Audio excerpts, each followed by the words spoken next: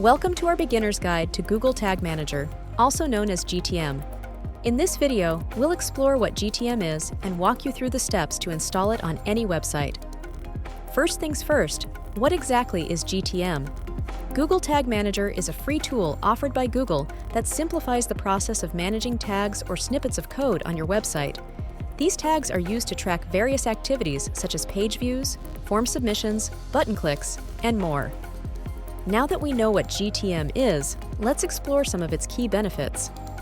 Firstly, GTM allows you to manage all your tags in one central location, making it easier to organize and maintain your tracking codes.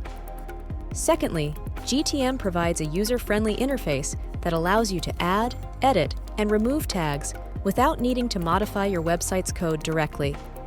Lastly, GTM offers advanced features such as version control, debugging tools, and built-in tag templates, which streamline the tag implementation process and improve tracking accuracy. Now that you understand the benefits of GTM, let's dive into how you can install it on your website. Step 1. Sign into your Google Tag Manager account or create a new one if you haven't already. Step 2. Once logged in, click on the New Account button to create a new container for your website. Step 3. Enter your website's URL and provide a name for your container. Then, click on the Create button. Step 4. After creating your container, you'll be provided with a GTM container code. Copy this code and paste it into the section of your website's HTML. Step 5.